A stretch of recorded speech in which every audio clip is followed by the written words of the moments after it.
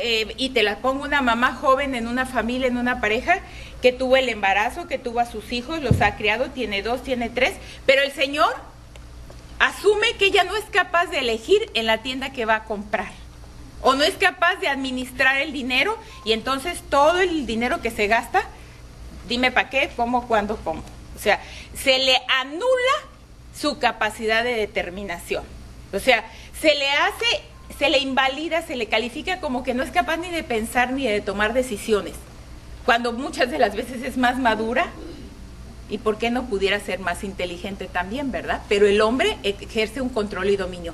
Y cuando yo ya empiezo a hablar de que el hombre es violento, de que el hombre ejerce un control y dominio, tengo la obligación, para hablar con equidad de género, que también existe, y las estadísticas no lo comprueban, y las instancias como la Subprocuraduría de Atención a la Mujer y al Menor también, y los DIF, han recibido denuncias de mujeres violentas. Es decir, también hay hombres sometidos al control y a la violencia, pero son menos el número, muchísimo menos el número donde la víctima es hombre.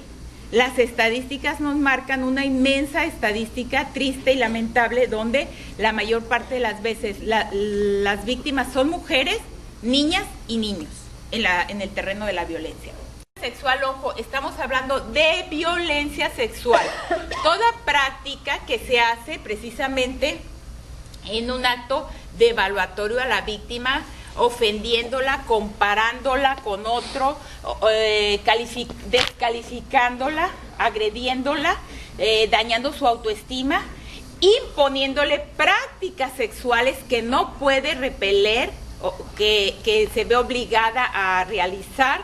Todo ese tipo de control y dominio en la esfera de la violencia sexual debe ser hablado, debe ser planteado, debe buscarse ayuda, porque el ser mujer no nos compromete en ningún momento a vivir ningún tipo de violencia. Y sí ocurre este tipo de violencia sexual, más de lo que nos imaginamos, sobre todo cuando se dan otros tipos de violencia. Es obligado en los casos que aparece este tipo de violencia, la sexual. Y ojo, no hablé de violación. La violación sexual es otra cosa, muchísimo más grave, porque ahí estamos ante un delito grave que no permite libertad bajo fianza. Pero bueno, el tema no nos puede llevar a que yo entre en detalles de la violación sexual, pero tienen que tener conciencia de distinguir violencia sexual por violación sexual. Esto no estaba tipificado en ninguna ley, pero sí había una experiencia en donde se paraba el ciudadano y la ciudadana a pedir un servicio, y sí, señor, dígame. Y a la señora, pues después, porque la señora ni trabaja, ella puede esperar, ella que vuelva. Es más, ¿cuál problema?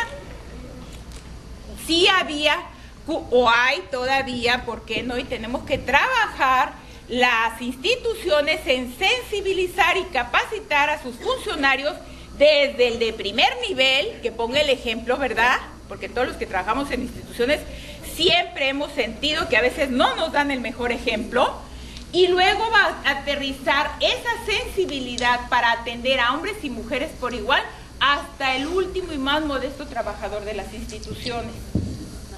¿Por qué? Porque son formas de discriminación a la mujer, no se vale, y tenemos que aprender las mujeres a exigir nuestro derecho, y los hombres y las mujeres a tratar por igual desde las instituciones a los hombres y a las mujeres. ¿Queda claro?